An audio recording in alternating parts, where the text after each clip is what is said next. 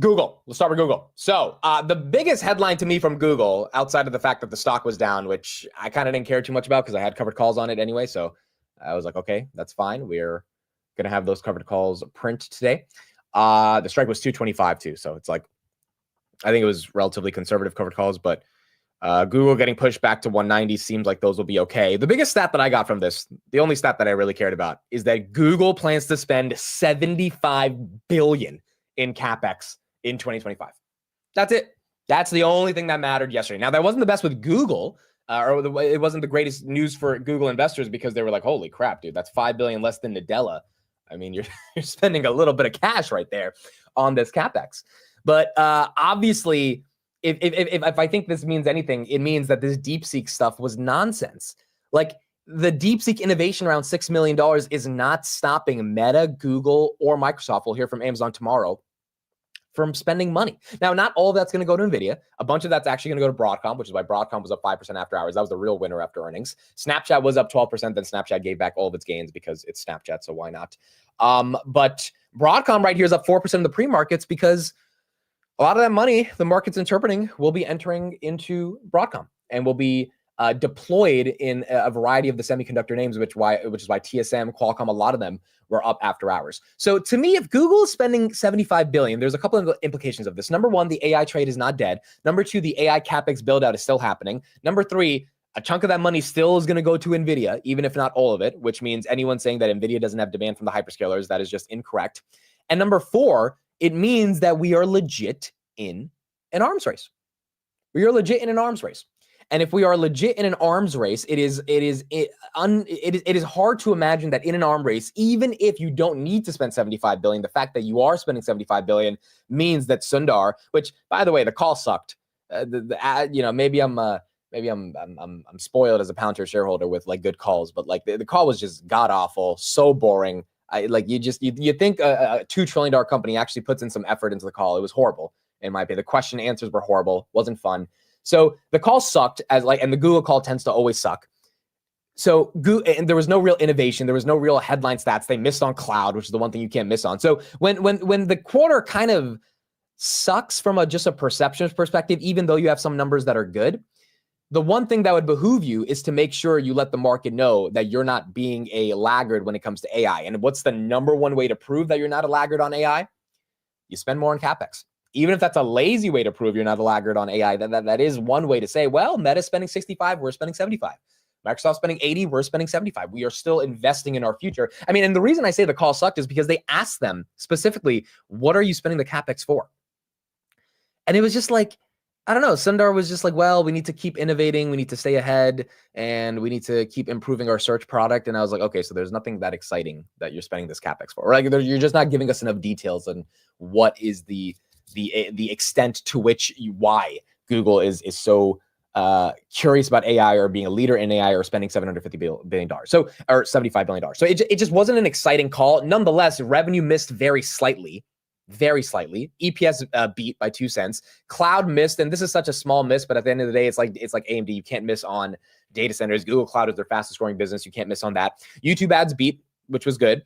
And then they had $100 billion of net income for the year. They bought back $15 billion of stock, and they're going to be buying another $70 billion of stock over 2025. They bought back $64 billion for the entire 2024.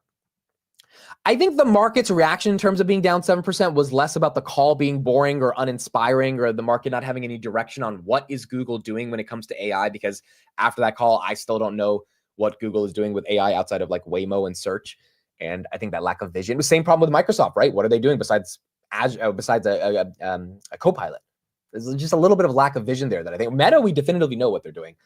Microsoft and Google, it's a little bit tougher to see besides just the cloud business, what's going on. But I think the reason the stock was down is because it was up 9% going into earnings. Or it was at all-time highs. It was up 9% over the past week going into earnings. So given that the earnings were strong, or given that the earnings were good but not phenomenal, and the stock was at all-time highs, I mean, you would tend to see a little bit of a pullback. So it doesn't surprise me that they had a pullback, but it is one of those things where maybe if they didn't miss on cloud and they had a little bit of a better of a call, that wouldn't have happened. So is it viable, or is the Google dip viable? We'll talk about Uber in a second. I think so. I think if you're long Google, this is not something you get scared about. It's not a super exciting dip. I mean, if we get to 185, 180, it gets very exciting. But look, if you're long Google and it's at 195 or 191, it was at 191 a week ago, right? Like literally a week ago. So is it buyable? Sure. Did it show any cracks in the economy, any cracks in big tech, any issues that we need to be concerned about? No, not in my opinion. So from that perspective, I think the Google call was kind of a nothing burger. The earnings was a nothing burger. The stock was just trading at all-time highs, and you miss on a couple metrics, and then boom, it takes a little bit of a dip. I know a lot of you guys last night said you're buying or you're selling Google. So let me know in the chat if you have Google and you're selling Google, because yeah, people were. That's what I mean. People were just upset at the call, dude. Not only was the stock down and people were upset, they were upset that just like the call was so unbelievably uninspiring.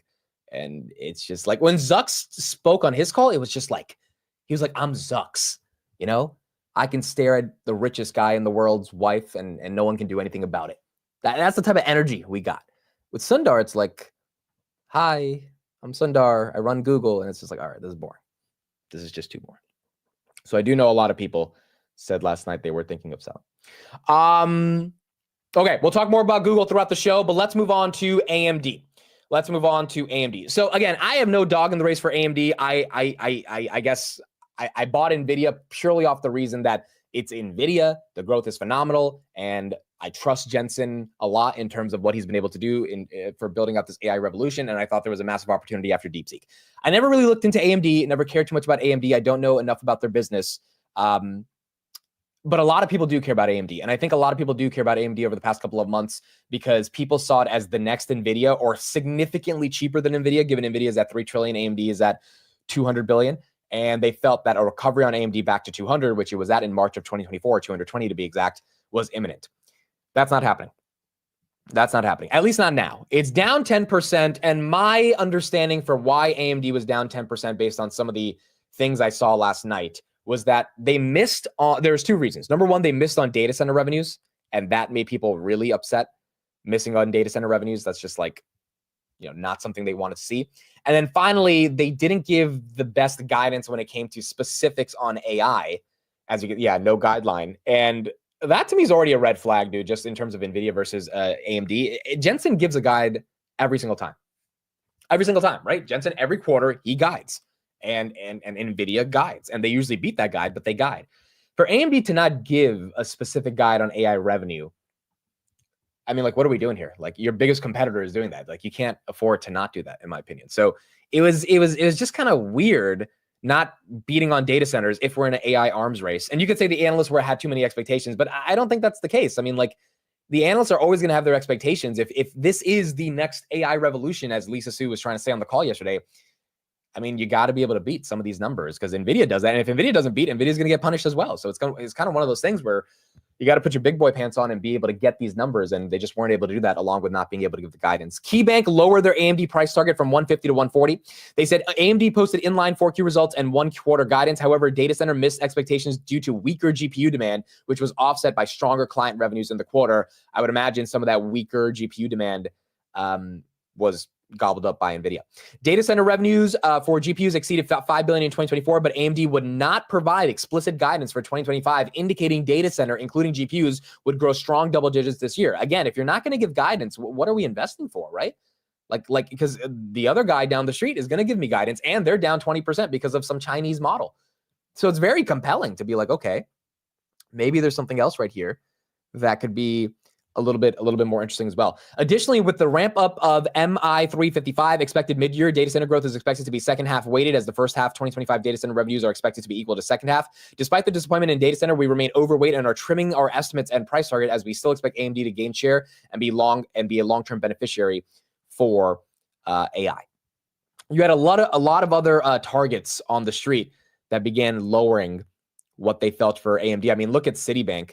Citibank lowered it all the way to 110. AMD right here below 110 currently right now. Citibank said, yesterday after the close, AMD reported decent results and guidance driven by higher CPU sales. However, AMD didn't provide AI revenue guidance. Again, a lot of these firms are upset they didn't get that guidance. And it appears AMD's AI revenues flattened down for the first half of 2025 with margin dilution.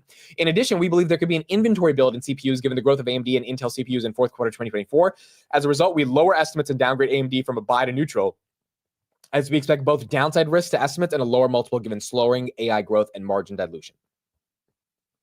The biggest issue to me here is you can't have slowing AI growth in a world where everyone's already afraid that NVIDIA is going to slow their AI growth because of DeepSeek.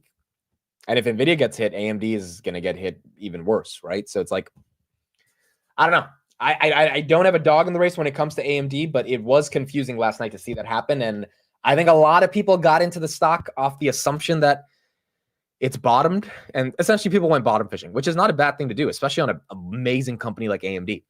It's just for now that bottom fishing has not been productive. At least not on AMD. So who's buying the dip? Who's buying the dip on the advanced money destroyer? Who is selling? What are we thinking when it comes to AMD? Eric says, yeah, AMD is an NVIDIA. They have way less AI exposure. I would agree. I mean, AMD's growth also compared to NVIDIA's growth is just, I mean, it's not even explainable when it's night and day when we look at how this plays out. AJ says 2020 AMD's a 2026 story. That could be possible as well. Kevin says I'm not buying. Rome says I'm out. Charted says I'm shorting. All right, so you're really aggressive on the downside.